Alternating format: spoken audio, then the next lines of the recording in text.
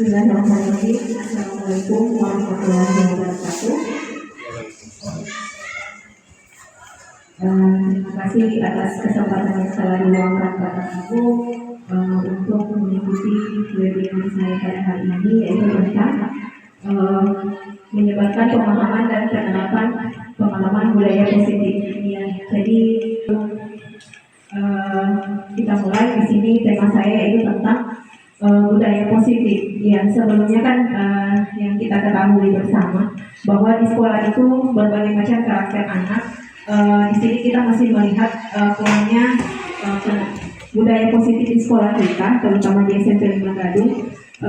Saya ingin coba bertanya dulu, bagaimana menurut Bapak, Bapak Ibu, apa yang terlintas dalam pikiran Bapak Ibu tentang budaya positif?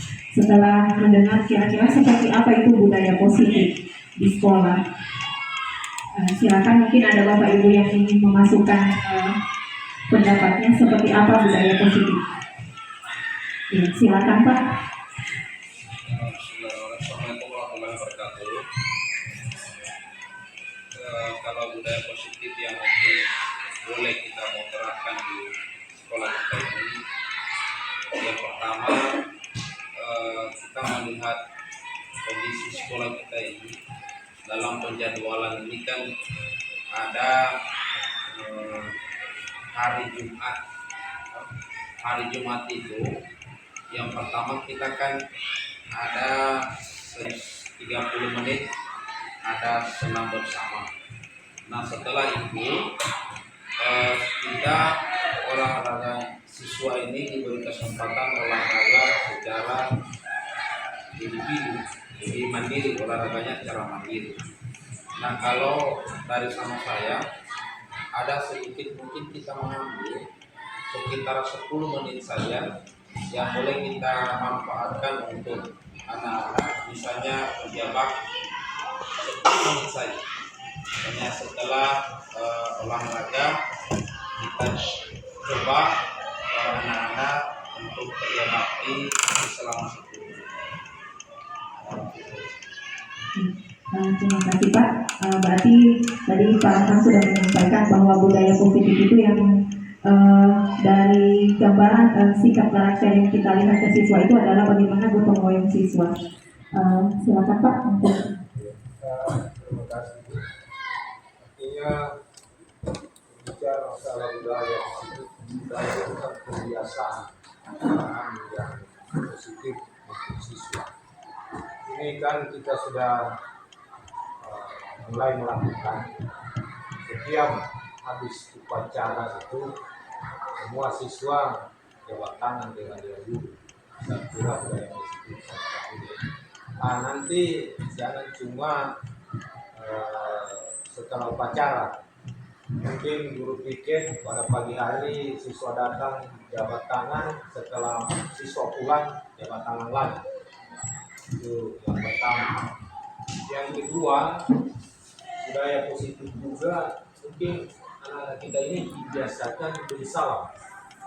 Beri salam bertemu siapa saja, dewan guru kah, temannya kah, orang tua kah, atau masyarakat.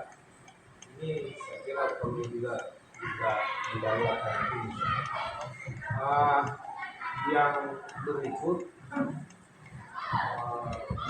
ini sebenarnya agak sulit mau dilakukan, tapi kalau nantinya kita bekerja sama, saya kira tidak akan berat.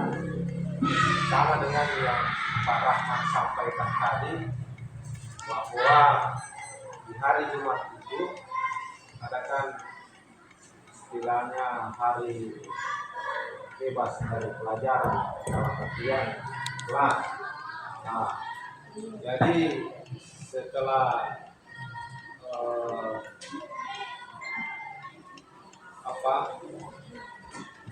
senam, tapi ini kalau boleh sebenarnya sebelum senam, artinya eh, kita berikan anak-anak barangkali ayat dua ayat yang baca bersama-sama pada hari Jumat ini. Mungkin cuma 30 gitu kah, atau apa, kalau belum kita bisa lakukan baca yasinan setiap hari Jumat, ya barangkali ya cuma itu dulu sebagai dasar pembiasaan supaya anak-anak yang tidak tahu lagi bisa tergugah. Jadi untuk bisa tahu lagi. Saya kira begitu. Terima kasih. Ya, terima kasih Pak. Betul sekali, saya sangat setuju dengan pendapat Bapak Kepala Sekolah bahwa bagaimana kita seorang guru mampu memberikan siswa penerapan bagaimana itu berakhlak mulia. Yang pertama itu seperti yang sudah rutinitas kita lakukan, yang meskipun baru awal, tapi insya Allah ini akan terus berjalan. Bagaimana kita memperkenalkan ke siswa bagaimana itu budaya dalam berakhlak mulia, seperti memberikan salam, kemudian menghargai teman dan menghormati antara sesama teman. Ya, masih ada Bapak Ibu atau kita lanjut? Ya, terima kasih. Saya sangat berterima kasih atas saran dari dan pendapat dari Bapak Ibu. Sekarang kita lanjut ke materi berikut, yaitu tentang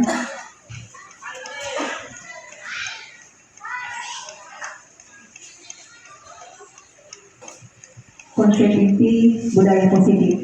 Jadi dari konsep inti budaya positif ini terdapat 8 poin. Yang pertama, perubahan paradigma belajar, ada disiplin positif, nilai-nilai kebajikan, kebutuhan dasar manusia, motivasi perilaku manusia, posisi kontrol guru, kemudian keyakinan kelas, dan segitiga restitusi.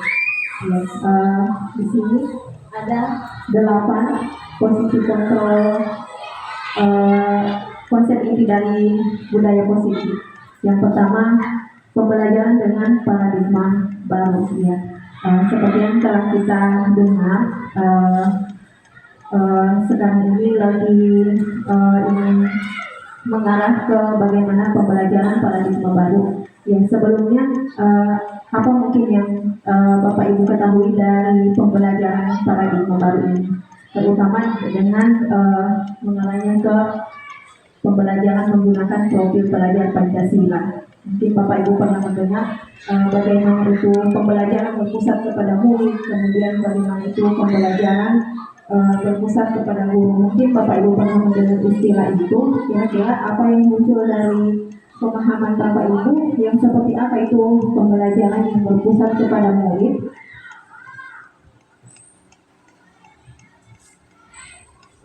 Iya, silakan Pak. Iya, terima kasih. Ini pembelajaran dengan paradigma baru, bahwa sekarang ini siswa diharapkan istilahnya dalam pembelajaran itu lebih aktif, tidak lagi seperti yang dulu bahwa cuma catat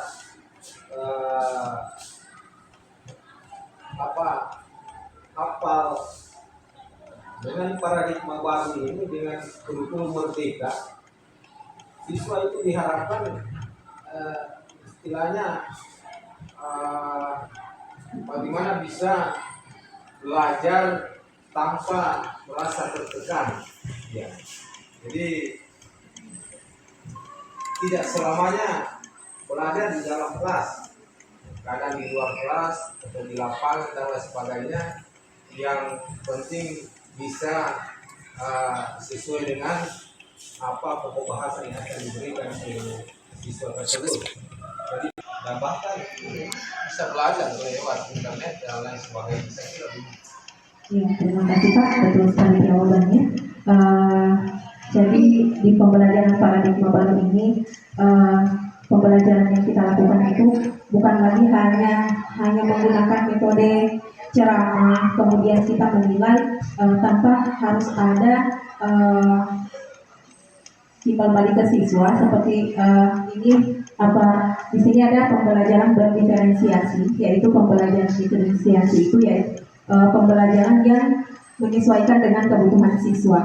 Kita harus melihat dulu bagaimana kebutuhan siswa tersebut, kemudian kita melakukan kajian, kemudian kita cari solusi untuk dapat memberikan pembelajaran agar siswa itu mendapatkan pembelajaran itu tidak secara harus terpatokan kepada satu. Misalnya dalam kelas itu bermacam-macam kemampuan siswa ya, tidak semua siswa itu memiliki kemampuan yang sudah mampu membaca, ada yang mungkin perlu paham. Nah, di situ kita mengapa harus melakukan pembelajaran berdiferensiasi, yaitu kita melihat dulu menentukan seperti apa kebutuhan siswa. Kemudian kita dapat menerapkan metode apa yang harus kita gunakan di dalam kelas. Seperti apa itu mungkin Bapak Ibu pernah mendengar bagaimana itu pembelajaran yang berpusat kepada murid, ada juga pembelajaran yang berpusat kepada guru saja.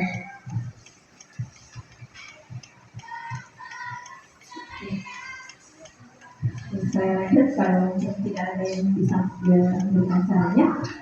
Kemudian di sini pembelajaran dengan paradigma baru merupakan pembelajaran yang dirancang berdasarkan prinsip pembelajaran berdiferensiasi, sehingga para peserta didik belajar sesuai kebutuhannya berdasarkan tahap perkembangan sesuai teori psikologi modern untuk mewujudkan profil pelajar Pancasila. Seperti yang di pembelajaran yang menurut Ki Hajar Dewantara yang tentang bagaimana itu pendidikan. Pendidikan itu yang pertama, seorang guru itu mampu menuntun, kemudian memberi contoh, dan pembelajaran yang berpihak kepada murid.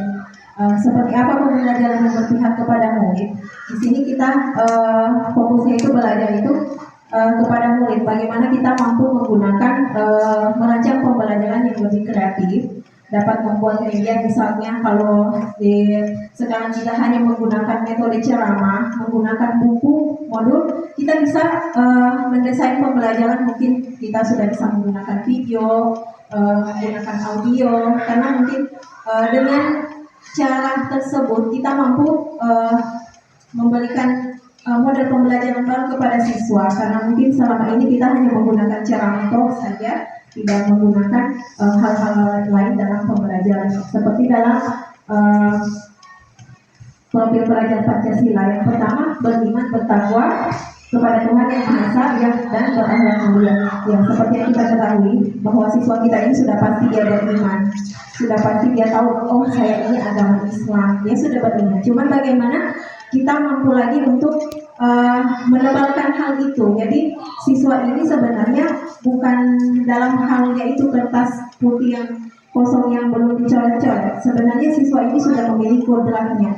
Dia sudah membawa kodratnya sendiri. Hanya kita sebagai seorang guru bagaimana kita cara menebalkan itu lagi, sehingga dapat terbentuklah bagaimana itu siswa yang memiliki akhlak mulia. Kemudian berkebinekaan global. Ya.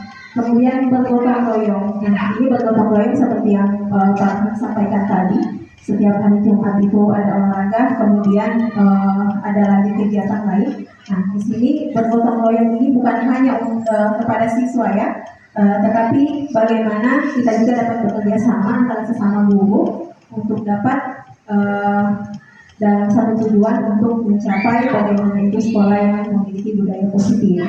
Kemudian di sini kreatif. Ada kreatif. Nah, kreatif di sini bagaimana kita dapat membuat siswa itu menciptakan sesuatu, mampu mendorong siswa untuk terus belajar, bagaimana dia mampu menciptakan sesuatu dari hasil yang telah dipelajari. Ya, mungkin di sekolah ini sudah ada diterapkan seperti yang saya lihat, mungkin di pelajaran prakarya itu sudah ada seni budaya juga, kita sudah melihat bagaimana siswa dapat memberikan karya. Karena sebenarnya siswa ini memiliki kemampuan, hanya dia mungkin tidak mau memperlihatkan bagaimana itu kemampuannya. Jadi di sini kenapa kita harus melakukan pembelajaran berdiferensiasi, Karena pembelajaran berdiferensiasi ini kita mengkaji dulu bagaimana itu minat siswa dalam belajar, sehingga kita bisa belajar bagaimana kita menerapkan teknik seperti apa yang harus kita lakukan untuk dapat menyentuh pembelajaran ini kepada siswa. Kemudian bernalar kritis. Nah, di sini bernalar kritis ya. Bernalar kritis ini di mana kita mampu merangsang pemikiran siswa agar dia mampu berpikir secara kritis, mampu untuk belajar, kemudian bagaimana dia mampu belajar untuk mandiri tanpa bergantung kepada orang lain. Dan kemudian di sini juga mandiri, ya. Ini juga ada mandiri. Siswa itu bagaimana di sekolah itu siswa mampu belajar mandiri, mampu dia belajar tanpa bergantung kepada orang lain, di mana dia merangsang mencari pembelajaran sendiri tanpa harus ada guru. Misalnya kalau tidak ada pelajaran, bagaimana muncul kesadaran siswa, saya harus belajar. Nah, itu sudah muncul bagaimana sifat mandiri dari siswa tersebut. Ibu selama ini dengan mengikuti program ini, mungkin ada pengalaman yang ibu dapatkan bahwa ini kurikulum nanti harus dibuat begini supaya anak-anak kita ini bisa terima. Saya kira demikian. Terima kasih. Terima kasih Pak. Betul sekali Pak. Bagaimana dengan penerapan ini mungkin kita lihat sangat sulit ya kepada siswa. Ya, maka pembelajaran berdiferensiasi sekali lagi Bapak Ibu ini sangat bagus diterapkan di sekolah, karena di sini kita menyesuaikan dengan kebutuhan siswa. Misalnya di sekolah kita ini ada siswa yang berkebutuhan khusus. Nah, jadi di situ apa kita kaji dulu seperti apa itu cara yang kita dapat lakukan agar siswa tersebut itu bisa belajar seperti teman-temannya. Mungkin di situ kita adakan mungkin pendampingan ya sampai siswa itu bisa mencapai apa yang kita tuju. Jadi kita itu dalam pembelajaran tidak harus masuk di kelas atau kita tahu oh mereka sudah kelas 9, mereka sudah bisa membaca, mereka sudah paham apa yang dijelaskan.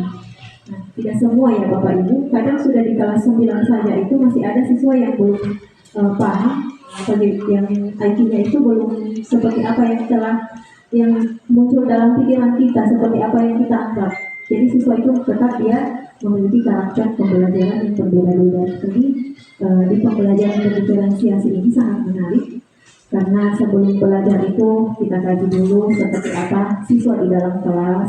Saya tidak berjanji, tapi ini insya Allah saya juga sekarang mulai merasa berutang kepada siswa kalau nantinya saya tidak terapkan di sekolah ini, bagaimana ilmu yang saya dapatkan.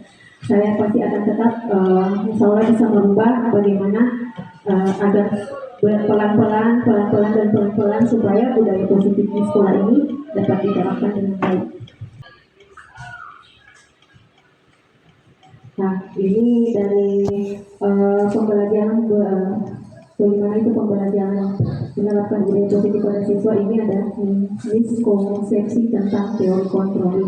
Jadi kita sebagai seorang guru ini sebenarnya memiliki teori kontrol kita sebagai seorang guru. Ini kenapa kadang terjadi antara siswa dan guru itu seperti ada siswa yang tidak mau mendengar guru. Nah, itu sebenarnya bukan apa ya, itu terjadi karena adanya miskonsepsi tentang teori kontrol.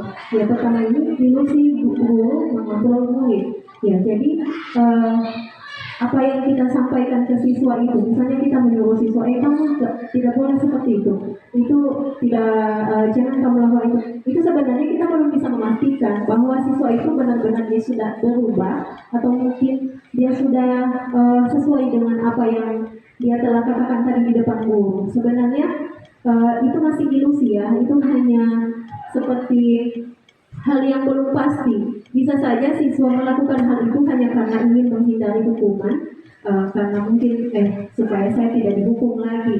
Ya saya bilang saya tidak mau bikin begitu ya. Itu adalah ilusi saja Bapak Ibu ya. Jadi kita belum bisa memastikan bahwa siswa tersebut mungkin sampai di rumah dia sudah tidak mungkin kalau ada siswa yang mengganggu sama dia sampai di rumah mungkin dia bisa melakukan lagi. Nah itu yang merupakan ilusi saja ya. Itu hal belum yang pasti di terjadi kepada anak. Dia belum langsung berubah. Nah di sini ilusi mengontrol murid. Kemudian ilusi bahwa semua penguatan positif efektif dan bermanfaat. Nah apa yang kita sampaikan ke siswa, misalnya kamu tidak boleh begitu, nah itu tidak baik. Nah itu kan hal yang positif yang kita sampaikan di dalam kelas misalnya. Itu belum sepenuhnya, belum mungkin siswanya itu belum menerima dengan sepenuhnya apa yang kita sampaikan. Dia belum menerapkan di dalam dirinya. Hanya sebagai dia menghindari dari hukuman, kemudian mungkin juga dia hanya ingin dilihat oleh gurunya bahwa dia itu dia sudah berubah, dia sudah bisa. Nah, itu hanya untuk mendapatkan pembelaan pada dirinya saja, tapi tidak dia terapkan di dalam dirinya. Kemudian ilusi bahwa kritik dan membuat rasa bersalah mampu menguatkan karakter. Nah, di sini juga kadang kan kita kepada siswa itu bertanya-tanya kepada siswa apa yang kamu telah lakukan itu sudah betul. Nah itu bagaimana di situ kita mampu guru itu menanyakan bagaimana sih apa yang dilakukan oleh siswa itu, kemudian membuat merasa bersalah. Kita menimbulkan kepada hati siswa bagaimana apa yang dilakukan itu adalah hal yang salah.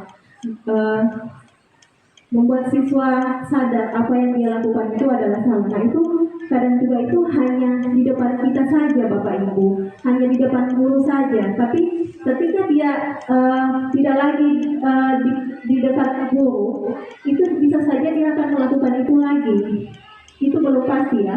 Itu belum pasti siswa itu berubah sesuai apa yang kita sampaikan. Kemudian ilusi bahwa orang dewasa berhak memaksa. Ya, di sini kan kadang kita sudah saya ini kan guru, saya ini sudah besar dari siswa. Jadi dia mau suruh, dia mungkin banyak, dia harus dengar, dia harus ini. Dan tidak Bapak Ibu ya. Jadi di mana itu kita itu mampu memahami siswa.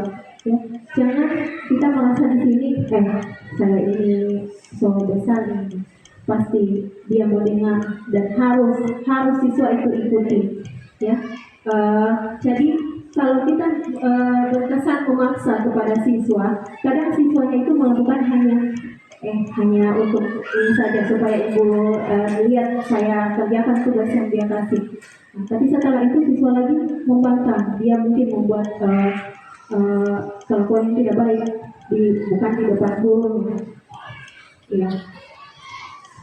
Mungkin di sini ada yang ingin menyampaikan saran lagi sebelum kita lanjut. Ya, silakan Pak. Ya, terima kasih. Tertarik melihat apa yang Ibu sampaikan. Ini kalau Dewan Guru ini bisa menguasai cara-cara dalam hal bagaimana karakter seorang siswa itu, saya kira kita di sekolah ini tidak sulit untuk mengatur anak-anak. Cuma yang menjadi persoalan, yang pertama kita di sekolah kan tidak ada ilmu psikolog. Ini kan ya sebenarnya ini psikolog berkaitan dengan karakter. Memang pada dasarnya ini siswa kan berbeda-beda tipe, beda-beda dari pelakuan. Ya. Ada siswa yang dinasihati langsung dengar dan dilaksanakan. Ada siswa tidak. Cuma dinasihati sama dengan dengar orang menyanyi. Nanti diberikan hukuman. Ada juga siswa tidak, ini cuma hukuman kecil dia anggap seperti apa ya, orang yang gertakan saja. Ya. Jadi dengan ilusi-ilusi yang ada ini nanti kita semua guru sebenarnya dari awal kelas 7 itu sudah harus dipahami bagaimana karakter siswa itu, harus sudah ditahu lingkungan keberadaannya, harus ditahu bagaimana jiwanya, ya seperti yang disampaikan tadi bahwa kadang ada anak-anak yang belum lancar membaca, belum tahu begitu dan lain sebagainya. Jadi mudah-mudahan ini setelah ibu bukankah dia pakai sama-sama dan bisa nanti diterapkan ke siswa dengan berbagai metode. Oke, begitu. Terima kasih. Terima kasih Pak. Ini sangat bagus saran dari Bapak, masukan dari Bapak. Ya, jadi di sini tugas kita sebagai seorang guru bukan cuma saya ya, mungkin Bapak Ibu. Kita mungkin sudah bertahun-tahun bersama siswa, tapi kadang kita belum tahu seperti apa yang dilakukan siswa. Ya, seperti mungkin karena kita tidak terfokusnya ke situ. Mungkin fokusnya harus dia nilainya begini, harus KKN-nya selesai, harus materinya selesai di bulan ini. Nah, jadi tidak ya Bapak Ibu di pembelajaran paradigma baru ini, di mana kita mampu memberikan pembelajaran itu mampu menyesuaikan dengan karakter dan minat siswa. Ya, seperti yang dikatakan Ki Hajar Dewantara, di mana kita seorang guru itu mampu menuntun dan bagaimana pembelajaran itu berpihak kepada murid. Jadi aset terpenting kita itu adalah murid, bukan fasilitas sekolah, bukan mungkin berapa banyak fasilitas sekolah, tapi aset kita itu adalah murid. Ya, jadi pembelajaran kita ini harus dapat tertuju kepada murid ya. Jadi misalnya di sini saya juga berharap di sini bukan untuk tapi marilah kita Bapak Ibu kita sama-sama bekerja sama. Yang sangat perlunya ini dalam sekolah itu adalah bagaimana kita mampu berkolaborasi, bagaimana kita mampu bekerja sama untuk bertujuan dapat merubah karakter dan pendidikan siswa yang berada di sekolah ini, khususnya di SMP Negeri Gadung. Baik, berikutnya di sini ada mengubah paradigma stimulus respon ke pendekatan teori kontrol. Ya, jadi di sini ada beberapa poin bagaimana stimulus respon, kemudian ada juga teori kontrol. Nah, di sini realitas kebutuhan kita sama. Ya, jelas ya, kita tahu bahwa kebutuhan kita itu sama-sama makan, sama-sama butuh mungkin teman atau mungkin apa itu konsepnya ya. Kita sama-sama memiliki kebutuhan. Kemudian teori kontrol, realitas kebutuhan kita berbeda. Nah, ini sesuai stimulus respon kita mungkin sama, tapi dalam teori kontrolnya itu kadang yang muncul itu berbeda, tidak sesuai dengan apa yang kita harapkan. Kemudian semua orang melihat hal yang sama. Ya, semua orang melihat hal yang sama. Kita sama-sama melihat, siswa juga melihat bagaimana kita. Kemudian setiap orang memiliki gambaran berbeda. Ya. Jadi tidak semua orang itu memiliki setelah apa yang dia lihat ini. Tapi muncul dalam pikiran itu berbeda-beda ya. Tidak sama dengan apa yang kita mungkin di sini kita pikirannya A, kemudian temannya juga memiliki pikirannya B. Kemudian kita mencoba mengubah orang agar berpandangan sama dengan kita. Teori kontrolnya, kita berusaha memahami pandangan orang lain tentang dunia. Nah, jadi stimulus responnya di sini kita mencoba mengubah orang agar berpandangan sama dengan kita. Itu hal yang sangat mustahil ya Bapak Ibu. Itu betul-betul butuh usaha untuk dapat mengubah seseorang itu ke arah itu. yang sebenarnya di sini kita berusaha memahami pandangan orang lain tentang dunia. Jadi kita juga harus mampu mengkaji bagaimana bagaimana pemahaman orang itu hal yang sangat butuh usaha juga. Kemudian perilaku buruk dilihat sebagai suatu kesalahan. Ya, sudah pasti Bapak Ibu kalau kita melakukan kesalahan atau mungkin murid kita melakukan kesalahan, kita pasti dalam pemikiran kita itu adalah perilaku buruk. Nah, kemudian teori kontrol semua perilaku memiliki tujuan. Jadi kalau siswa kita nakal, mungkin dia punya sebab dan apa yang dia lakukan itu. Mungkin misalnya kalau ada si temannya si A mengganggu temannya si B, kira-kira setelah dia melakukan itu mungkin ada sebabnya. Saya diganggu teman tadi, jadi saya melakukan hal ini. Ya itu semua ada sebabnya. Mungkin kalaupun dia tidak mengganggu temannya, mungkin ada dalam dirinya supaya saya terlihat jago, di kelas karena sering mengganggu temannya. Nah itu semua memiliki tujuan Bapak Ibu. Kemudian orang lain bisa mengontrol saya. Ya. Kita semua ini tidak semua orang itu dapat mengontrol orang-orang di sekitarnya. Orang ini teori kontrolnya hanya Anda yang bisa mengontrol diri sendiri.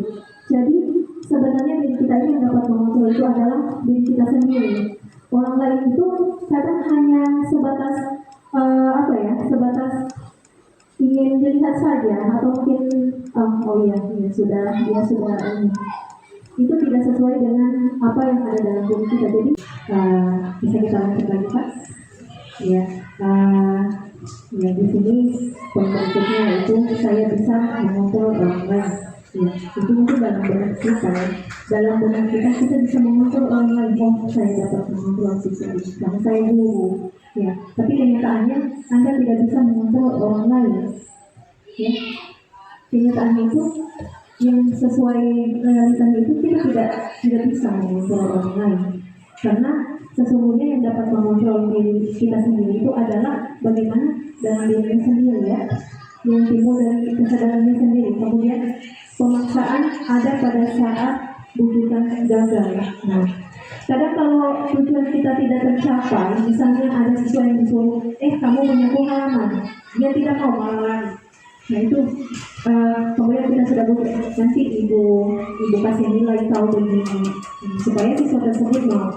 Tapi ketika gagal, apa kira-kira yang muncul dalam pemikiran kita secara emosinya kita mungkin pernah terjadi, mungkin harus dihukum lah karena mungkin siswa itu tidak mengikuti apa yang kita inginkan. Nah di sini yang perlu dikontrol itu kolaborasi dan konsensus menciptakan pilihan-pilihan baru. Nah, jadi ketika siswa tidak mengikuti apa yang kita sampaikan, maka cobalah kita dapat memberikan metode baru. Mungkin dengan cara kalau disuruh menyapu, mungkin kita juga menyapu sebagai seorang guru. Kita juga sama-sama di situ membersihkan, bukan hanya siswa saja yang disuruh. Nanti setelah itu mungkin kadang siswa akan sadar, guru tersebut sudah bekerja, masa kita tidak. Itu kesadaran dari siswa itu sudah tumbuh dari situ Bapak Ibu. Jadi ketika kita melakukan menyuruh siswa melakukan sesuatu, apalagi kalau mungkin kita lihat siswa mungkin dia tidak mau. Cobalah kita ajak dia dengan bekerja sama dengan mereka di sana, ya. Kemudian model berpikir memang menang kalah. Nah, di sini model berpikir menang kalah. Nah, kadang kan kalau kita itu berpikiran itu, saya itu pasti menang. Nah, kadang juga ada yang tidak mau mengalah. Nah, jadi di sini teori kontrolnya model berpikir menang-menang. Nah, sebenarnya itu ada dalam pemikiran kita itu pasti kita ada juga pemikiran kita yang salah, kemudian ada juga yang benar. Tapi yang sebenarnya yang kita inginkan itu kita selalu benar di depan siswa, kita selalu benar di mungkin kepada di kelas kita, ya. Karena sebenarnya di sini kita harus dapat sama-sama bekerja sama dengan siswa untuk dapat memperbaiki bagaimana pembelajaran di kelas itu. Ya, lanjut. Di sini ada disiplin positif. Di sini disiplin positif berasal dari kata disiplin yang artinya belajar. Disiplin mengacu pada disiplin diri yang memiliki tanggung jawab terhadap apa yang dilakukannya berdasarkan nilai-nilai yang dia miliki. Ya.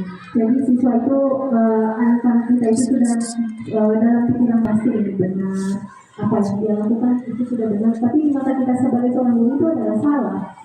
Ya. Jadi itu merupakan beda-beda ya, beda-beda tentang pemahaman kita. Yang kemudian disiplin positif. Nah, disiplin positif merupakan salah satu penerapan disiplin yang bertujuan untuk menumbuhkan kesadaran serta memberdayakan peserta didik tanpa imbalan penghargaan, reward, ancaman atau hukuman. Ya, jadi di sini saya juga kemarin baru belajar ternyata memberikan reward atau hadiah kepada siswa itu sebenarnya hal yang harus kita hilangkan dalam pembelajaran.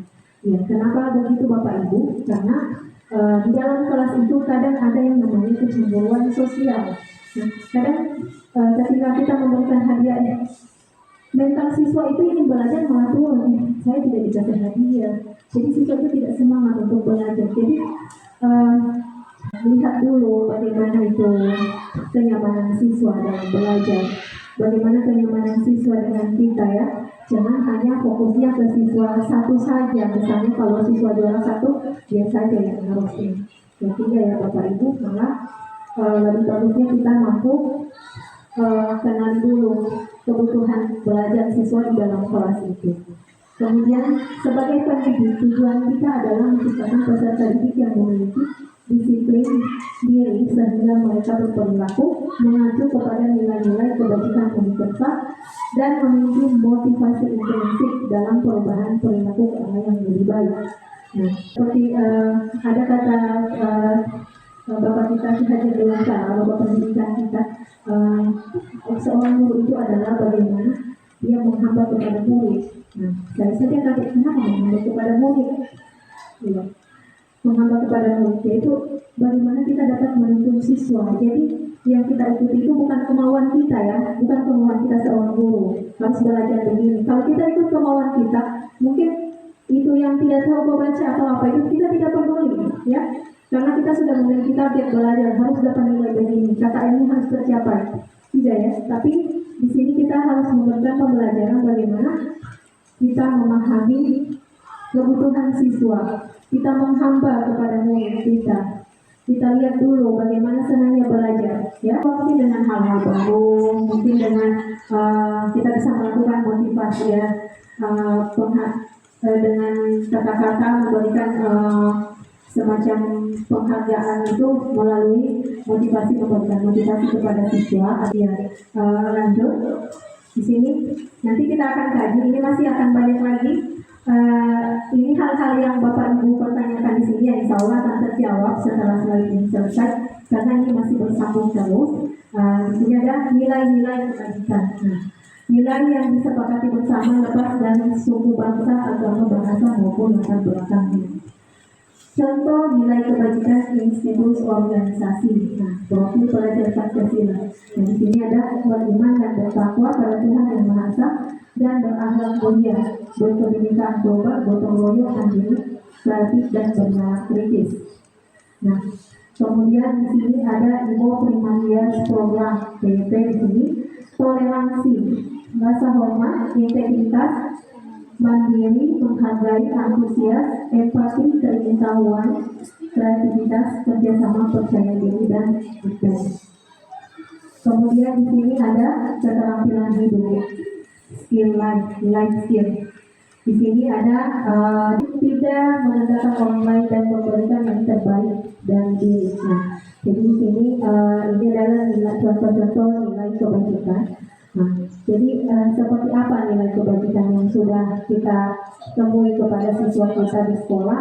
Mungkin ada Bapak Ibu yang ingin menyampaikan apakah sudah ada nilai-nilai yang kita lihat dalam siswa kita di sekolah ini? Ya, kalau untuk beriman kepada Tuhan Yang Maha Esa ya mungkin sudah ya, itu sudah pasti siswa kita memiliki iman. Nah, kemudian yang lainnya ini bagaimana Bapak Ibu? Apakah di sekolah kita kepada siswa kita sudah ada gambaran bahwa mereka sudah memiliki nilai-nilai kebajikan? Ya mungkin Bapak Ibu ada ingin menyampaikan, mungkin di dalam kelas sudah ada nilai siswa ini memiliki toleransi, siswa ini memiliki rasa hormat. Ya, silakan Bapak Ibu, mungkin ada yang di siswanya selama mengajar, karena setahu saya kita sudah lama berhadapan dengan siswa. Ya, silakan. Ini yang dibagikan.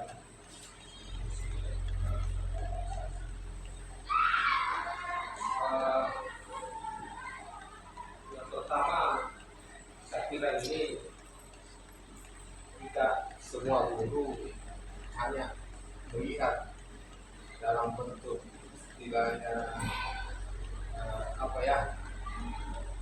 sepintas lalu kemudian ternyata operatif dalam masa dan orang-orang dunia kritis. Kalau melihat ini semua di antara sekian banyak siswa ini juga ada satu dua orang yang pertama ini operator. Karena artinya begini, bukan karena percaya saja bahwa Tuhan ada itu, sudah dikatakan bahwa itu sudah beriman. Itu belum sih. Cuma orang bilang ada guru, tapi tidak dia ikuti apa yang dinasihatkan oleh guru. Saya dengan tidak gambaran tidak beriman. Apalagi ini bertakwa. Bertakwa ini dalam artian bahwa dia melaksanakan perintah Allah dan menjauhi larangan. Itu juga baru dikatakan bertakwa. Nah, ini anak-anak sudah melaksanakan perintah Allah dan sudah jauhi larangannya. Larangannya dalam artian anak-anak ini sudah tidak berbohong sama gurunya. Anak-anak ini sudah tidak mengejek sama gurunya. Ini artinya secara sepintas mungkin oke, jika sudah tentu. Cuma yang menjadi pertanyaan ini di antara ketiga ini, adakah alat ukur yang bisa dilakukan untuk mengetahui bahwa ini siswa betul-betul ini mau bertakwa. Yang kedua, toleransi rasa hormat, integritas, mandiri, menghargai usia, empati, pengetahuan, kreativitas, kerjasama, keahlian dan komitmen. Ya, saya kira harus ada alat yang bisa digunakan untuk mengetahui. Kalau cuma dilihat sepintas, orang bilang bisa saja casingnya bagus, tapi dalamnya jelek. Ya. Saya kira itu. Ya, terima kasih Pak. Kalau untuk berbicara soal mengukur asal bagaimana saya dapat melihat siswa itu sudah memiliki bagaimana atau bertakwa itu seperti apa? Ini kalau sesuai pemahaman saya Pak, ini kan namanya kepercayaan iman ya. Mereka itu sebenarnya, apalagi kita ini seorang guru ini, waktu kita dengan siswa itu hanya dibatasi beberapa jam saja. Mereka lebih banyak waktunya itu di lingkungan, di rumahnya. Jadi di sini pentingnya kolaborasi kita antara orang tua murid dan juga guru dan juga dengan teman semua. Pertama ini mungkin kita berbicara sekiranya itu perlu agama, ya bagaimana penerapan ini. Tapi di sini kita dapat melihat juga mungkin kegiatan seperti keagamaan. Nah itu bagaimana sekitaran 30 menitan begitu sebelum mereka kembali ke kegiatannya masing-masing.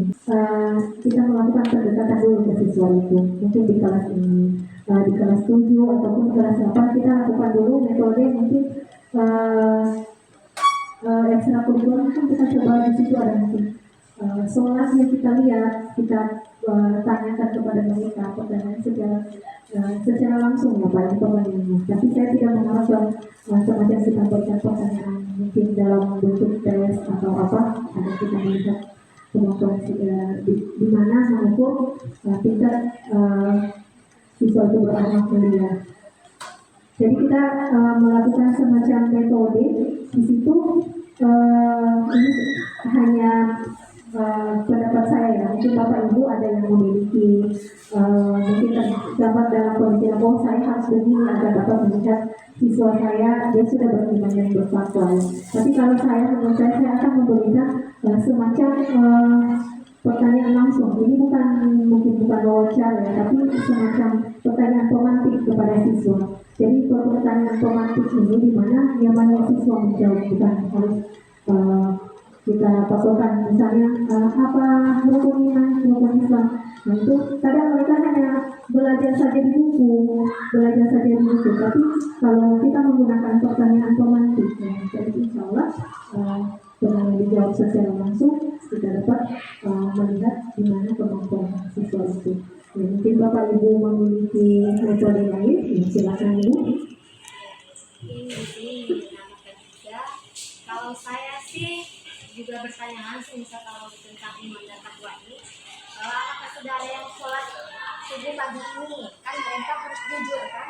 Nah, di samping mereka jujur, dibandingkan dari sekian puluhan siswa itu barangkali ada sekitar 1 atau 2 orang yang sholat subuh. Nah, di situ kita bisa melihat mana siswa yang betul-betul dari iman dan takwa. Kalau menurut saya. Dan seterusnya kalau misalnya keinginan tahuan kreativitas seorang siswa itu, kalau saya misalnya di papan tulis saya memberikan buku tentang materi saya, kemudian siswa itu maju satu persatu.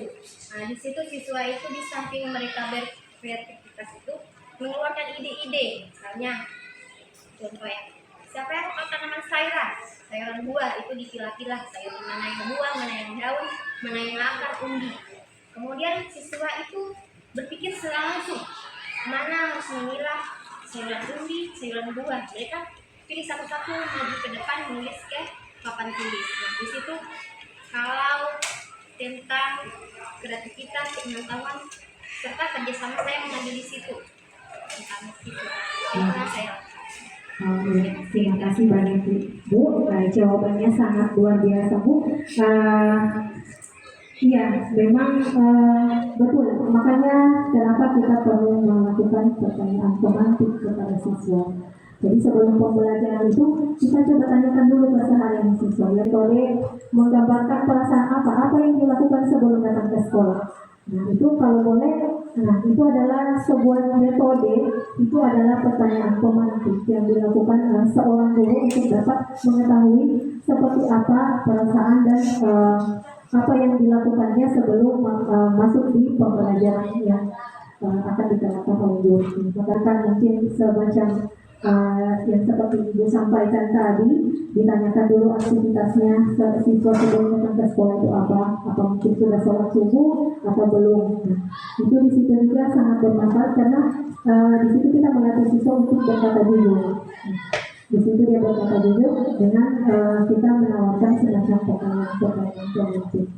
Ya, mungkin ada Bapak Ibu lagi yang ingin menambahkan atau mungkin menceritakan sedikit pengalaman dengan siswa seperti yang disampaikan Ibu ini. Ya, jadi saya kira seperti apa penjelasan tadi, saya kira sebegitu jalan dong. Artinya ada trik-trik yang dilakukan oleh guru supaya mengetahui ini karakter siswa ini. Jangan kita cuma lihat begitu saja gerak-geriknya, baru kita sudah mau ponis bahwa dia ini beriman dan bertakwa, dia ini sejujur. Ya. Jadi saya kira sudah tepat apa yang disampaikan. Terima kasih. Terima kasih Bapak Ibu. Kebutuhan dasar manusia. Nah, di sini ada kebutuhan dasar manusia adalah segala sesuatu yang kita lakukan untuk mendapatkan apa yang kita inginkan. Seluruh tindakan yang kita lakukan memiliki tujuan tertentu, dan semua usaha terbaik yang kita lakukan adalah dalam rangka agar kebutuhan dasar kita terpenuhi dengan baik. Ini adalah kebutuhan kita ya, karena sebagai kodratnya kita sebagai seorang manusia, pasti kalau kita memiliki kebutuhan itu pasti ada tujuan tertentu. Mungkin ini harus manusia inginkan ya, haruslah seperti apa usahanya untuk mendapatkan apa yang diinginkan. Kemudian seluruh tindakan yang kita lakukan memiliki tujuan tertentu. Seperti kita datang ke sekolah ini kan tujuannya untuk mengajar, untuk memberikan ilmu kepada siswa. Nah, itu adalah kebutuhan dasar kita. Kemudian dan semua usaha terbaik yang kita lakukan adalah dalam rangka agar kebutuhan dasar kita terpenuhi dengan baik. Tapi ketika kita memiliki tujuan, pasti dalam pikiran kita harus dapat terlaksana dengan baik. Seperti kita mengikuti kegiatan, ya harus kegiatannya dapat terlaksana dengan baik. Dan itu adalah nilai-nilai kebutuhan yang ada pada diri kita. Kemudian 5 kebutuhan dasar manusia: bertahan hidup, ada 5. Yang pertama itu bertahan hidup, kasih sayang dan rasa diterima. Kemudian penguasaan, kemudian ada kebebasan dan kesenangan. Nah, ini adalah 5 dasar kebutuhan kita. Jadi bertahan hidup ini seperti yang disampaikan di tulisan ini, makanan, kemudian kita juga butuh pakaian, kemudian tempat tinggal, keamanan dan kesehatan. Nah, itu merupakan kebutuhan kita. Kemudian rasa diterima. Nah, ini rasa kasih sayang dan rasa diterima, kemudian dipedulikan, berbagi, kerjasama, kemudian menjadi bagian dalam kelompok. Nah, kemudian penguasaan. Di sini penguasaan adalah harga diri, keinginan untuk dianggap memimpin, berprestasi, diakui dan didengar.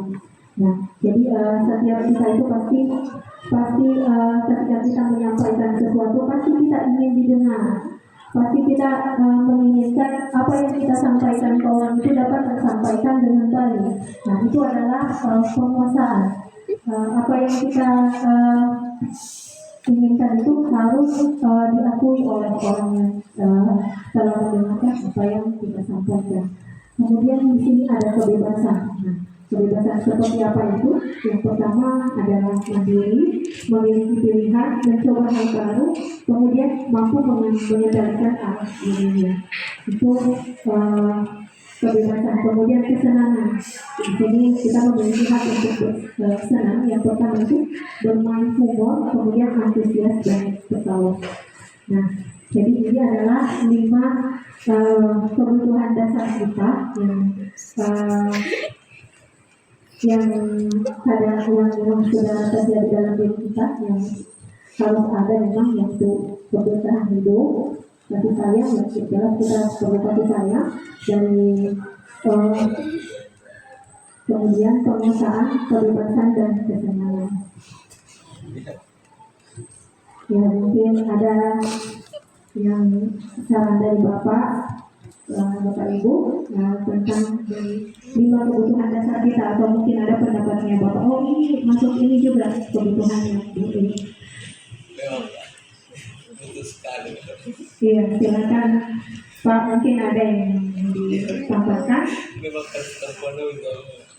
Iya, betul sekali Bapak Ibu. Kelima ini memang harus ada pada diri kita. Kalau ada salah satu yang hilang, kira-kira bagaimana Bapak Ibu? Coba yang Ya, kalau ada salah satunya yang hilang di sini, mungkin bagaimana? Kita mungkin tidak seimbang lagi, tidak seimbang. Kalau kasih saya Bu, yang hilang. hancur. Ya, bisa.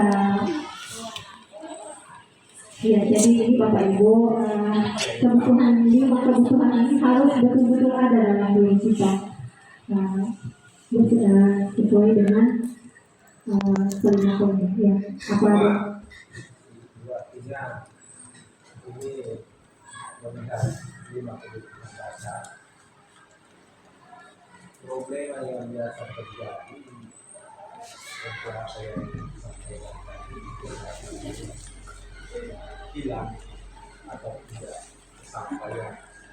Tidak ada.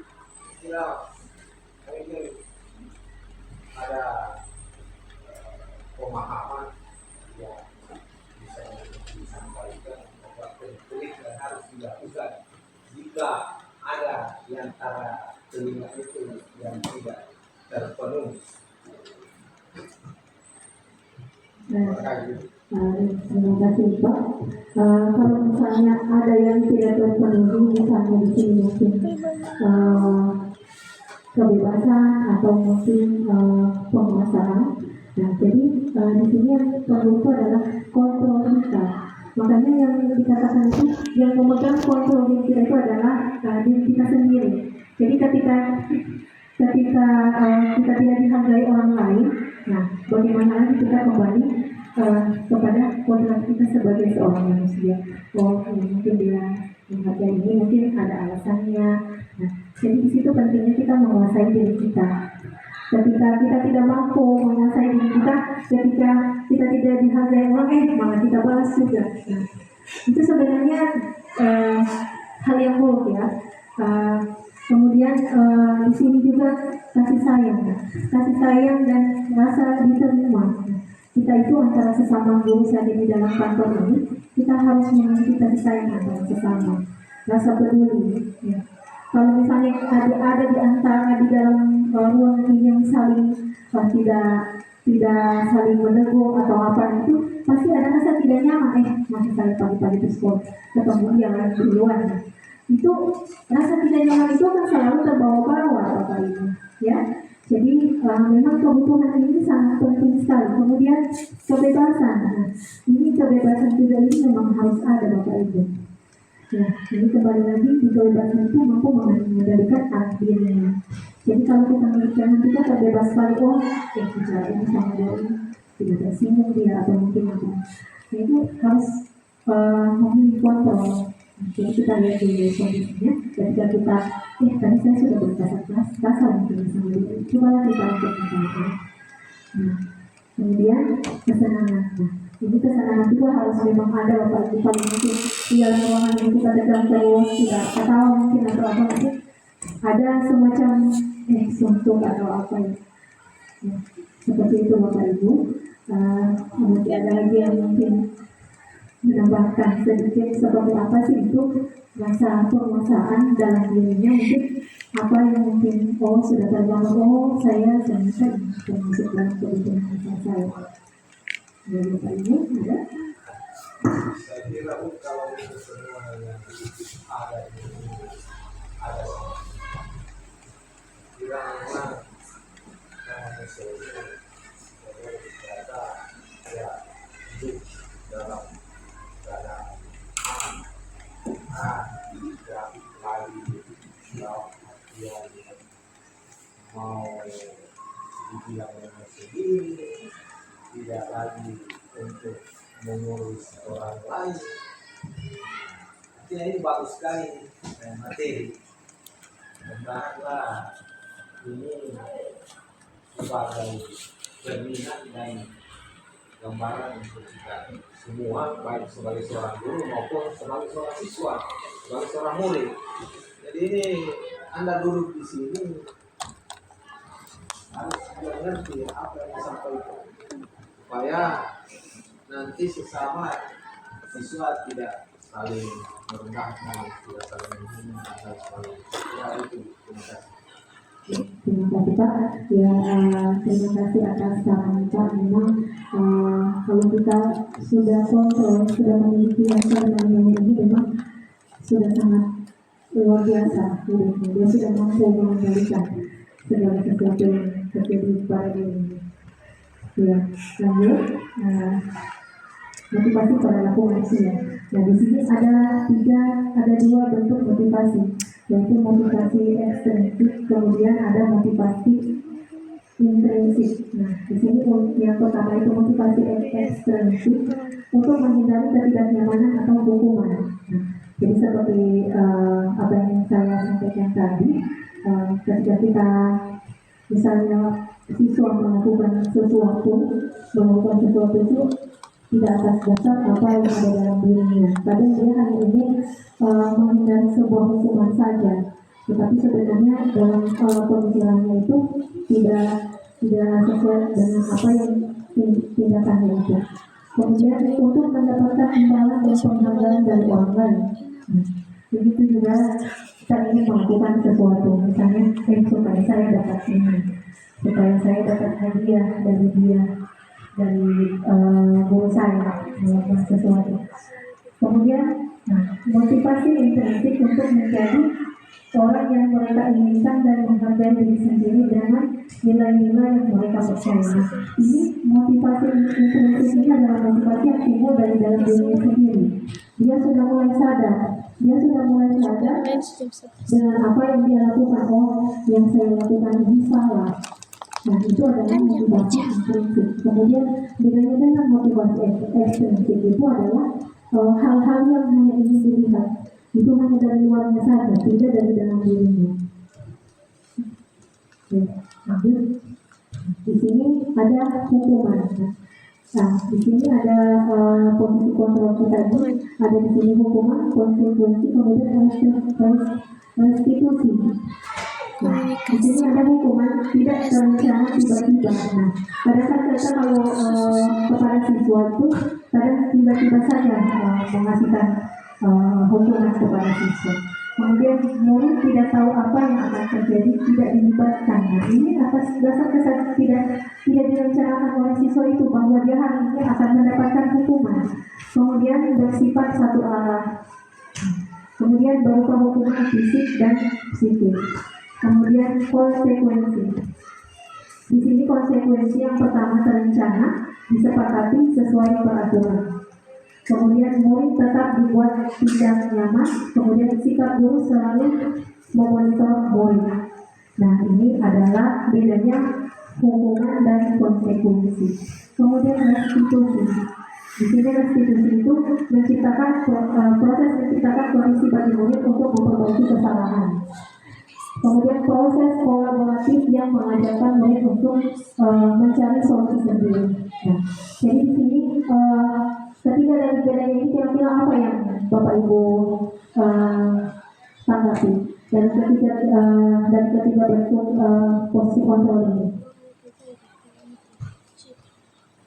Nah, jadi hukuman ini adalah apa yang kita lakukan itu secara tiba-tiba. Kita kan belum tahu, siswa itu belum tahu, hari ini saya tiba-tiba melakukan kesalahannya.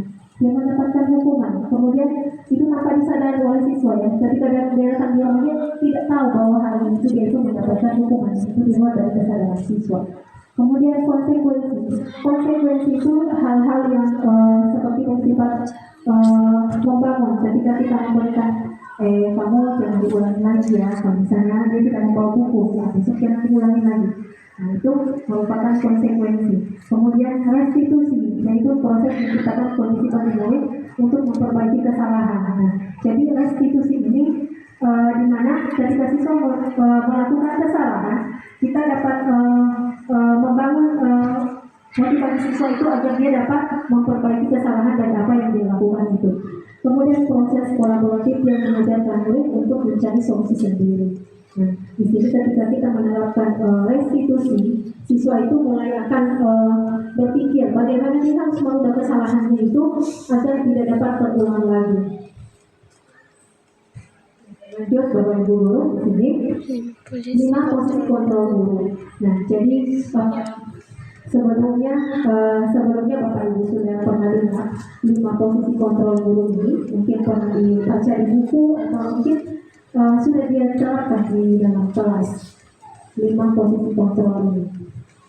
Yang pertama ini ada perhukum. Nah, ini adalah kontrol kita sebagai seorang guru. Yang pertama itu perhukum, kemudian pembuat merasa bersalah. Yang ketiga itu adalah sebagai teman. Kemudian di situ adalah guru sebagai pemantau dan guru sebagai manajer. Nah, ini adalah 5 posisi kontrol kita sebagai seorang guru. Nah, kira-kira Bapak Ibu selama ini mengajar menjadi seorang guru, kira-kira kelima-limanya ini sudah ada dalam diri kita? Ya, mungkin teman-teman yang lain mungkin baru begini, oh ternyata ada 5 posisi kontrol guru. Mungkin sebelumnya kita tidak sadar apa yang kita lakukan itu sudah masuk dalam posisi kontrol kita. Karena mungkin baru kita tahu, oh ternyata di sini ada posisi kita. Di mana kira-kira posisinya Bapak Ibu sekarang, atau mungkin di penghukum. Nah, jadi kelima ini mungkin ada salah satu dalam diri Bapak Ibu yang sudah terrealisasikan di dalam pembelajaran. Mungkin selama ternyata selama ini saya hanya menjadi penghukum. Selama mengajar di kelas mungkin saya hanya menjadi teman untuk murid. Iya, silakan Bapak Ibu mungkin salah satunya mungkin apa yang ada dalam dirinya, mungkin saya sudah di posisi kontrol ini.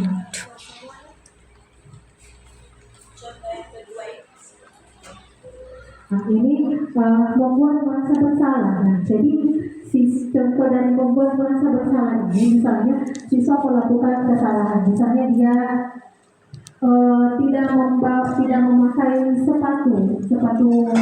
sepatu ke sekolah. Nah, jadi itu posisinya kita sebagai seorang guru menyadarkan siswa tersebut bahwa apa yang dia lakukan itu adalah hal yang salah. Jadi bukan tanpa harus menghukum, kau harus buka sepatu, tidak boleh kau pakai sepatu berdiri dan berdiri. Dan itu adalah penghukum. Jadi kalau membuat merasa bersalah, jadi kita menimbulkan dalam kesadaran dan dalam diri siswa, oh apa yang saya lakukan ini adalah hal yang salah. Ya, jadi itu Bapak Ibu. Jadi tanpa kita menghukum, siswa itu sudah merasa dirinya itu bersalah. Ya, mungkin ada lagi Bapak Ibu, mungkin di kelas 7 atau kelas 9 atau kelas 8, ternyata posisi saya seperti ini. Di dalam kelas saya termasuk sudah di posisi kontrol sebagai apa? Kalau saya pribadi di sini, saya posisi kontrol saya ini masih berada di pembuat merasa bersalah. Posisi kontrol. Jadi dari kelima posisi kontrol ini ya, kalau mungkin ada yang sudah 5, mungkin ya sudah 5 ini sudah ada dalam diterapkan dalam pembelajaran, tapi ada juga yang masih bertahan pada penghukum. Nah, jadi penghukum ini, kalau misalnya siswa melakukan kesalahan di kelas, yang kita lakukan ke siswa itu hanya menghukum saja, hanya memberikan hukum. Kemudian teman, kalau sudah di posisi teman, jadi dia dalam bertahap. Kemudian kita sebagai posisi guru, sebagai seorang teman, jadi di situ kita itu tidak, ketika siswa belajar, maka kita juga dapat bergaul dengan siswa. Misalnya membuat kelompok kepada siswa, maka kita juga turun di situ untuk belajar bersama dengan siswa. Nah, itu yang dikatakan teman. Kemudian pemantau. Nah, jadi di sini pemantau, kita hanya memantau siswa. Seperti apa siswa itu? Apakah dia sudah memakai dasi hari Senin? Misalnya kalau kemarin kita lihat siswanya minggu Senin kemarin siswanya tidak memakai dasi, ketika hari Senin sekarang ini dia memakai dasi. Nah, kita hanya memantau dari kejauhan saja, dia sudah berubah. Begitu. Kemudian manajer. Nah, jadi manajer ini di sini kita mampu menuntun siswa, menuntun dari caranya belajar, kita dampingi siswa itu. Kita atur bagaimana, misalnya kita bimbing dia belajar.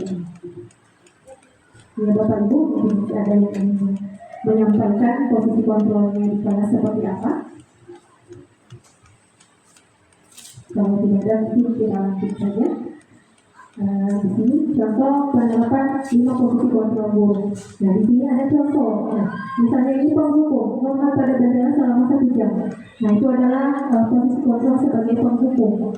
Kemudian membuat merasa bersalah. Nah, ini yang ditanyakan dari Bu Yuri bagaimana contohnya. Jadi contohnya, berapa kali ibu bapak harus memberitahu kamu selalu saja mengecewakan ibu bapak. Nah, ketika kita menyampaikan hal itu kepada siswa, maka siswa akan muncul sendiri. Oh, saya sudah bersalah, saya tidak boleh lagi melakukan ini. Nah, di situ kita sudah membuat siswa itu merasa bersalah dengan kita menyampaikan apa yang kita keluhkan terhadap apa yang dilakukan oleh siswa itu. Nah, lanjut, kemudian teman. Nah, di sini teman. Nah, Di sini teman, ayo dong ikut aturan sekolah ini contohnya kepada siswa. Jadi, ayo dong ikuti aturan sekolah. Tolong bantu ibu bapak sekali ini. Ya sudah tidak apa-apa, ya kami jangan sampai berbuat seperti ini lagi ya. Nah ini adalah posisi kontrol kita sebagai seorang teman. Jadi di mana kita itu memberikan siswa semacam pelayanan khusus untuk tidak memberikan hukuman, tidak merasa dia tertekan, tapi kita dapat memberikan kesempatan siswa itu untuk dapat berubah lagi ke arah yang lebih baik. Kemudian pemantau. Di sini ada pemantau. Kamu sudah melanggar peraturan sekolah. Kamu tahu konsekuensinya. Nah, di sini kita mulai tanyakan lagi kepada siswa, apakah dia sudah tahu bagaimana aturan sekolah itu. Kadang kan siswa sudah tahu aturan kalau tidak boleh, kalau tidak pakai sepatu di sekolah itu sudah pasti siswa tahu, tapi dia tetap saja melakukannya. Nah, setelah upacara kamu balik atribut ke koperasi dan jangan diulangi lagi. Nah, itu adalah posisi kita sebagai pemantau. Ya, ketika kita lihat siswa ini hari ini tidak memakai atribut ini, nah, bagaimana solusinya kita seorang guru dapat memfasilitasi siswa itu, langsung dikasih saran harus dari ini, sehingga siswa itu dapat berubah lagi dari apa yang tidak baik menjadi lebih baik.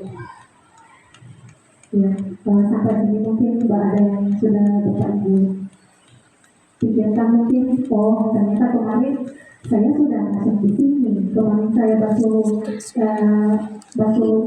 siswa ini dan kita sudah masuk di posisi kontrol sebagai teman. Nah, jadi begitu ya.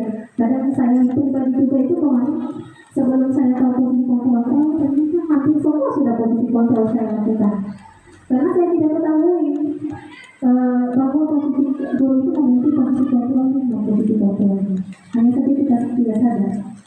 Kita sudah melakukan hal-hal itu. Jadi kalau boleh yang lebih baiknya, saya saja di sini mencoba menghindari namanya posisi kontrol pemberi hukuman. Jadi karena kita seperti kita tahu pemberi hukuman itu kadang kita ya mungkin ada siswa yang mulai efek jalannya dan apa yang dilakukan. Kadang juga siswa ada yang malah membangkang ketika kita hukum. Ketika kita hukum malah dia ulang lagi. Jadi sebisa mungkin ya kalau saya yakin tidak itu pasti hal yang berat ya, hal yang sangat sulit kalau untuk menghindari yang namanya kita melakukan menghindari yang namanya menghukum kepada siswa. Ya, selanjutnya di sini manajer posisi kontrol di sini. Apakah kamu tahu itu kesalahanmu? Kira-kira bagaimana kamu memperbaiki kesalahanmu? Ya. Jadi posisi kita sebagai manajer di sini dapat merasa siswa untuk dia dapat memikirkan bagaimana sebenarnya ke depannya saya harus jadi seperti apa saya sebagai besok. Ya, lanjut posisi kontrol apakah saat ini kita? Ya. Posisi kontrol apakah saya kecewa sekali dengan kamu atau kamu tidak pernah benar melakukannya? Apa rencanamu untuk menyelesaikan masalah ini? Ayolah lakukan demi Bapak Ibu ya. Kamu tidak pernah mendapat nilai jika tidak mengerjakan tugas. Ini posisi kontrol. Jadi dari kelima posisi kontrol ini sudah memiliki yang namanya dari penghukum, kemudian teman, kemudian manajer. Jadi tinggal bagaimana Bapak Ibu mulai berpikir, oh ternyata saya di kelas sudah menerapkan posisi kontrol ini. Nah, di sini keyakinan kelas. Nah, di sini juga ada yang namanya keyakinan kelas. Sama dengan kita membuat namanya keyakinan sekolah. Kenapa bukan peraturan? Kenapa jadi keyakinan? Nah, kira-kira kenapa Bapak Ibu? Mungkin Bapak Ibu mulai berpikir kenapa bukan peraturan? Kenapa harus keyakinan? Ada mungkin yang silakan Pak. Ya, artinya antara keyakinan dengan peraturan ini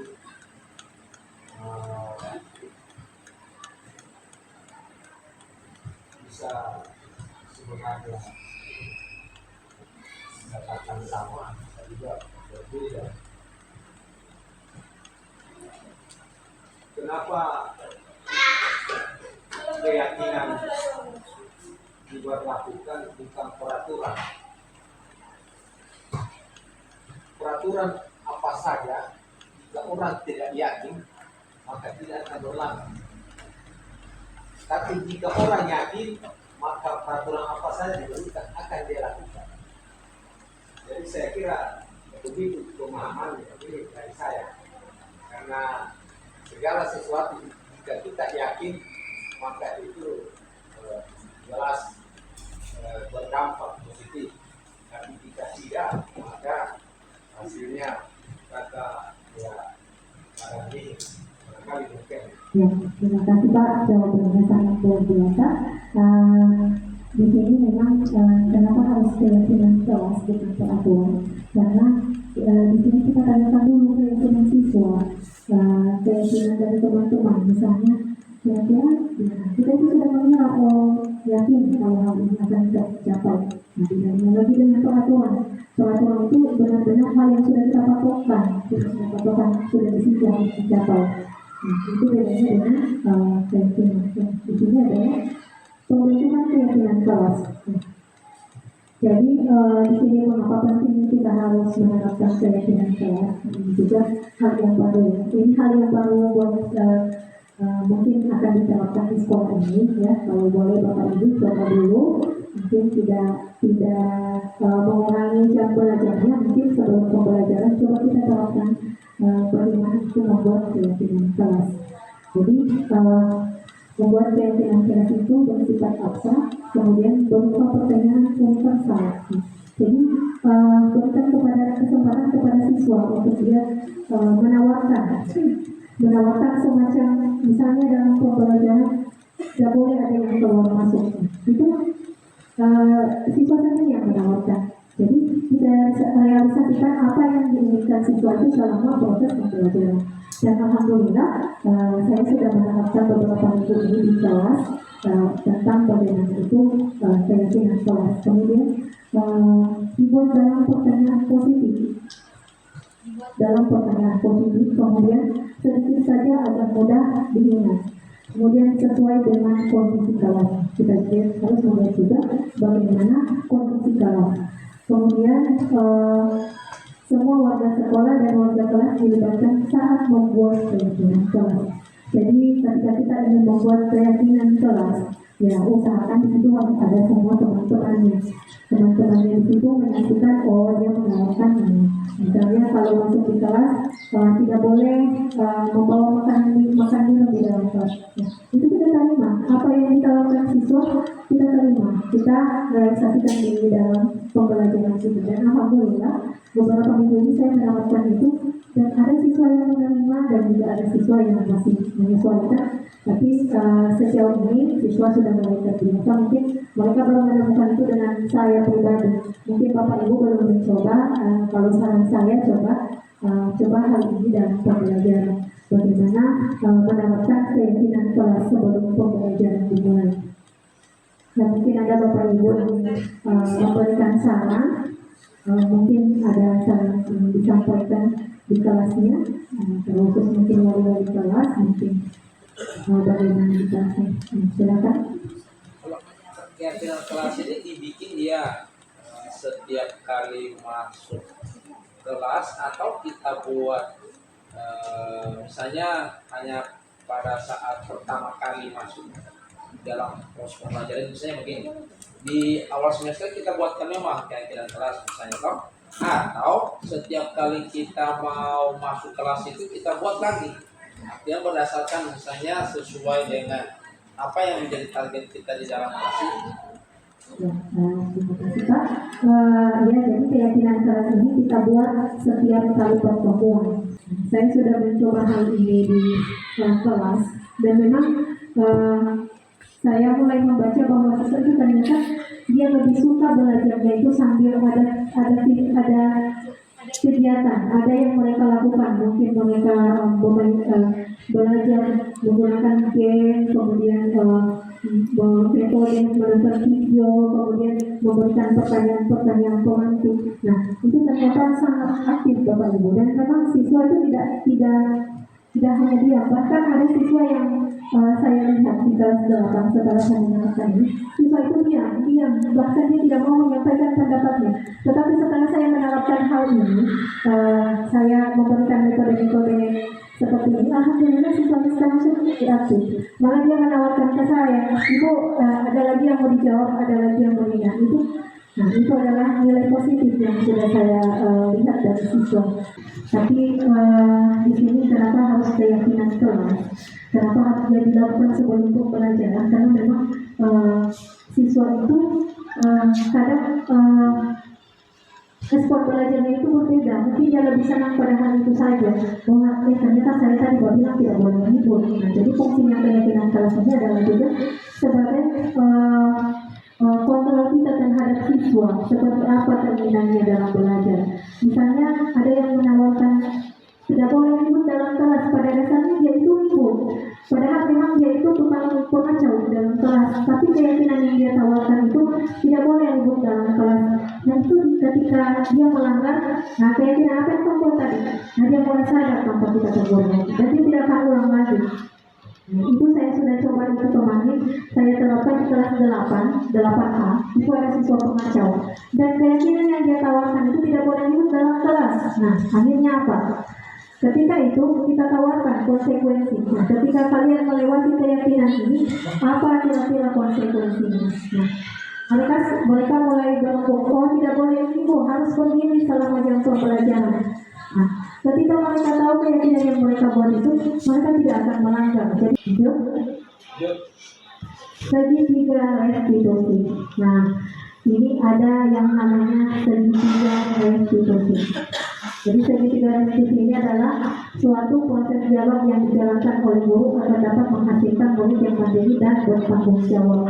Nah, di sini yang pertama ada menstabilkan identitas, kemudian kualifikasi tindakan yang salah, kemudian menanyakan keyakinan. Nah, jadi ini adalah tahapan segitiga restitusi. Yang pertama, menstabilkan identitas. Sini menstabilkan identitas yaitu berdasarkan prinsip membuat kesalahan adalah bagian dari proses pembelajaran. Jadi ketika kita menanyakan kepada siswa yang melakukan kesalahan, kita buatlah itu siswa bahwa apa yang dia lakukan itu merupakan pembelajaran untuk dia. Kemudian di sini ada beberapa semacam-macamnya di sini. Berbuat salah itu wajar. Nah, itu yang kita sampaikan ke siswa. Kemudian tidak ada manusia yang sempurna. Ini contoh-contoh perkataan yang kita tawarkan kepada siswa ketika menimbulkan bagaimana dia menstabilkan identitasnya. Kemudian ibu bapak juga pernah melakukan hal itu. Nah, jadi kita berikan arahan kepada siswa, tetapi kita kembalikan kepada diri kita juga. Kemudian ibu bapak tidak mau mencari siapa yang salah, tapi ibu bapak ingin mencari solusi dari permasalahan ini. Nah, ini adalah menstabilkan identitas. Kemudian kamu berhak merasa begitu, karena memang setiap manusia itu memiliki hak. Mungkin ketika dia berbuat sesuatu, itu adalah haknya. Tidak bagaimana kita seorang guru mampu mengontrol hal tersebut. Kemudian validasi tindakan yang salah. Di sini ada validasi tindakan yang salah. Berdasarkan prinsip pembuat kesalahan adalah bagian dari proses pembelajaran ini. Kamu pasti punya alasan mengapa melakukan hal itu. Nah, jadi ketika kita memvalidasikan tindakan siswa itu, kita coba tanyakan, kamu pasti punya alasan melakukan hal itu. Nah, pasti siswa akan bilang, oh alasanku begini Pak, saya diganggu dia, saya lagi belajar diganggu dia. Kemudian, padahal kamu bisa melakukan hal yang baik, buruk, dan ideal. Kemudian, siswa menyampaikan, kita tanyakan kepada siswa agar dia merasa bahwa apa yang dilakukan adalah hal yang salah. Kemudian patut bangga karena telah melindungi sesuatu yang penting buatnya. Nah, ini kita berikan semacam dukungan kepada siswa itu. Kemudian kamu patut bangga karena telah melindungi sesuatu yang penting buatnya. Kemudian kamu melakukannya karena mempertahankan sesuatu yang penting buatnya. Nah, kadang-kadang siswa melakukan sesuatu, mungkin ada penyebabnya. Nah, cobalah kita tanya ke siswa, apa sebab dan apa yang telah dia lakukan. Kemudian menanyakan keyakinan kelas. Nah, di sini menanyakan keyakinan kelas berdasarkan prinsip teori kontrol bahwa pada dasarnya kita termotivasi secara intrinsik, secara dari dalam diri kita. Yang pertama, apakah apa keyakinan kelas kita? Nah, coba kita tanyakan kembali keyakinan kelas yang telah kita buat. Jadi ketika siswa membuat kesalahan, coba kita ingatkan kembali. Tanpa kita menghukum, tanpa kita memberikan hukuman kepada siswa, ketika kita tanya apa yang telah kamu buat tadi, keyakinan kelas apa? Itu mulai tersadar, oh saya bilang tadi tidak boleh dihibur. Jadi itu sudah mulai terkontrol oleh apa yang telah dia tawarkan tadi. Kemudian nilai-nilai apa yang telah disepakati bersama. Nah, kita kembalikan lagi kepada keyakinan kelas. Seperti apa gambaran kelas yang ideal menurut kamu? Nah, ini siswa pasti tahu hal apa yang dia lakukan itu merupakan hal yang baik di dalam kelas. Kira-kira kalau saya berbuat salah ini baik tidak?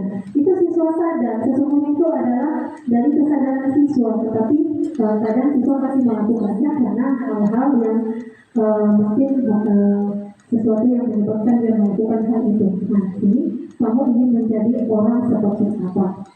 Nah, ya Bapak Ibu, jadi ini adalah segitiga restitusi. Nah, kemudian di sini ada itulah penyampaian materi saya. Sebenarnya ada video yang ingin saya perlihatkan bagaimana segitiga restitusi, tapi mungkin setelah penutup ini. Jadi dalam penerapan program disiplin positif hendaknya guru memiliki standar kepribadian. Nah, jadi bagaimana kita seorang guru ketika kita ingin merubah siswa, maka hal yang perlu kita ubah adalah diri kita sendiri. Nah, ketika kita menyuruh siswa salaman atau mungkin mengucapkan salam kepada gurunya, cobalah kita sebagai guru kita terapkan dulu di bagaimana ketika kita bertemu sesama, coba mengucapkan salam. Jadi, nah itu siswa mulai melihat ternyata guru itu seperti itu juga. Jadi ketika hal yang pentingnya, ketika kita ingin merubah siswa lebih baik, cobalah ubah diri kita dulu. Kemudian profesional dan sosial yang baik di mana guru mampu merefleksi dirinya dalam posisi kontrol saat bagaimana perjalanan dirinya sebagai ngomong atau belajar. Menuntun murid-muridnya menjadi insan yang mandiri, kemudian merdeka dan bertanggung jawab. Itulah pemaparan saya Bapak Ibu untuk hari ini. Terima kasih atas waktu dan kesempatannya. Mungkin sebelum ditutup, mungkin ada saran dari Bapak Ibu.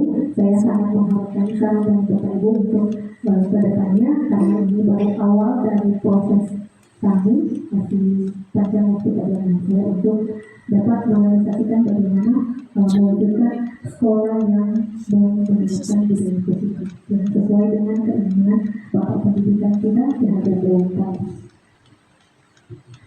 Dan Bapak Ibu yang dimasukkan. Ya, terima kasih atas kesempatan kita.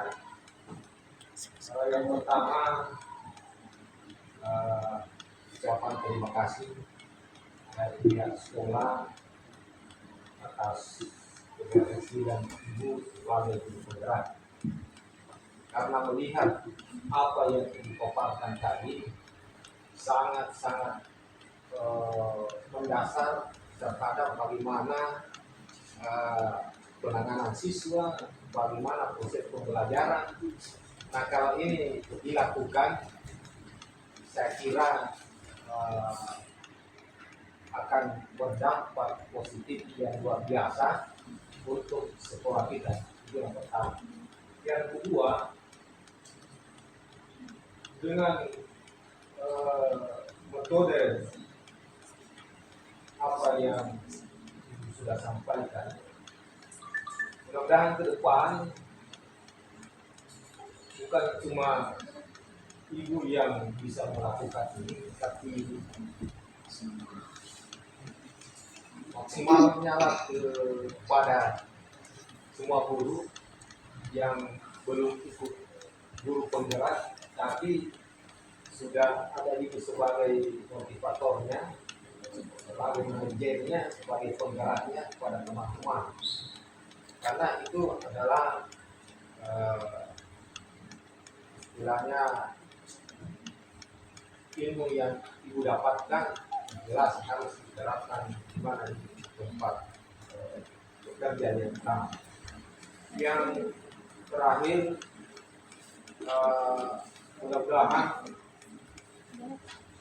di dalam pelaksanaan ini disampaikan tadi tinggal 3 bulan ke depan tidak ada hambatan, tidak ada tantangan yang terapi sehingga bisa berhasil, bisa lulus dan kembali bekerja sebagaimana biasanya. Artinya sekarang ini ibu jika di pihak sekolah ini paham jika ibu tidak hadir berarti ibu ada kegiatan lain dalam hal masalah juru penggerak ini. Jadi harapan kedepannya dari bahwa ilmu yang ibu dapatkan mari kita berbagi bukan cuma kepada dewan guru tapi kepada kami juga sebagai dikuatkan di sekolah ini. Mungkin ada yang saya tidak tahu, ibu tahu bisa berbagi kepada kami dan juga kepada teman-teman. Saya kira demikian. Terima kasih. Terima kasih Pak, saran dan masukannya sangat membangun dan memotivasi saya untuk bekerja. Jadi Bapak Ibu, mari saya mengajak secara pribadi kepada Bapak Ibu jangan lelah dan bosan-bosan untuk mengajar siswa kita. Karena memang siswa ini yang kita ajar ini bukan anak kecil, ini sudah dewasa, mereka sudah tahu, mereka sudah paham seperti apa itu yang salah, kemudian yang baik, tetapi kadang mereka masih melakukannya. Ya, jadi marilah kita sama-sama belajar, sama-sama menyatukan untuk tujuan kita untuk dapat memperbaiki kondisi pendidikan di sekolah kita ini, khususnya di SMP Manado. Di sini juga saya ingin menawarkan mungkin bolehlah kita buat semacam komunitas ya, komunitas belajar di atau komunitas kecil-kecilan lah di dalam sekolah ini agar lebih terarah lagi bagaimana kita dapat mengajar ke siswa kita. Ya, terima kasih atas waktu dan kesempatan yang saya ucapkan dan terima kasih kepada Bapak Ibu sudah meluangkan waktunya. Semoga apa yang saya sampaikan dapat bermanfaat untuk Bapak Ibu. Kalau ada salah, itu datangnya dari saya. Kalau kemudian lebih itu sesungguhnya datangnya dari Allah Subhanahu wa Ta'ala. Ya, saya ucapkan Assalamualaikum warahmatullahi wabarakatuh.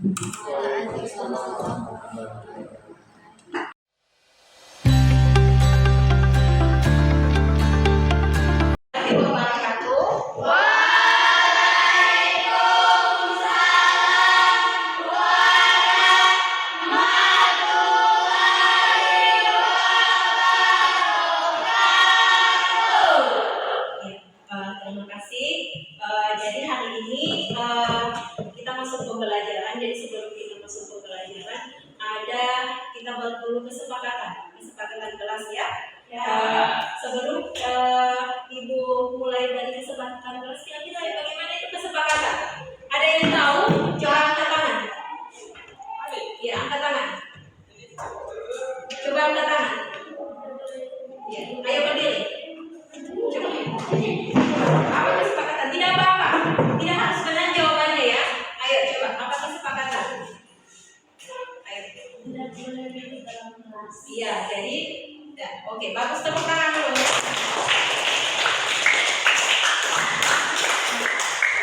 Jadi kesepakatan kelas itu adalah sesuatu yang kita sepakati bersama, ya. Misalnya jujur, sikap jujur. Itu juga kesepakatan. Jadi ada semacam ini ada kertas, kertas nanti Ibu bagikan di sini. Kalian tulis di sini, terserah apa yang kalian mau tulis di sini. Kesepakatan apa yang ingin kalian ajukan di depan ya. Jadi kita sepakati bersama. Setelah kita sepakati bersama. Tapi sebelum kita buat kesepakatan, kalian harus buat kata-kata itu kata-kata yang positif ya. Jadi jangan Bagaimana itu keyakinan kelas? Ya. Itu kata yang kita harus menggunakan kata-kata positif. Bukan kata-kata negatif. Boleh misalnya mengerjakan tugas. Nah, langsung mengerjakan tugas. Jangan kalian pakai kata tidak boleh kalau tidak mengerjakan tugas. Ya, itu adalah kata-kata negatif. Jadi yang kita harus pakai kata-kata positif. Oke, boleh nanti dibagikan kertas, silakan kalian tulis. Nanti setelah itu kalian tempelkan di sini ya. Kalau sudah selesai kalian tempelkan. Nanti kita pilih. Misalnya ada kata-kata yang sama, berarti salah satunya saja yang kita ambil. Ya. Baik. Tulis ya.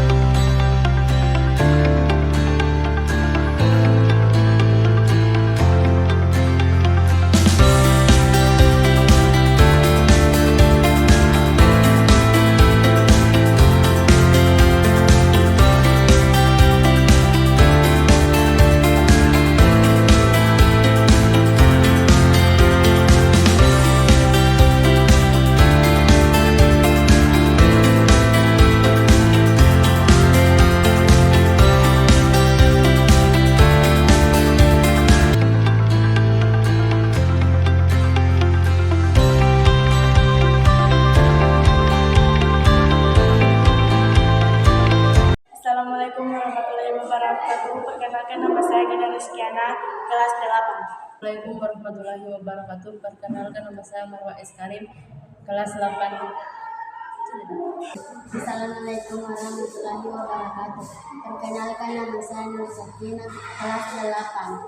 Assalamualaikum warahmatullahi wabarakatuh. Perkenalkan nama saya Idrisa dari kelas 8.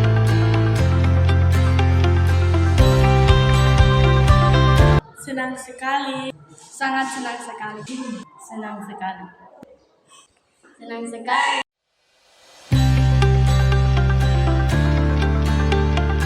Sangat penting. Sangat penting. Oke. Sangat penting. Ya, sangat penting.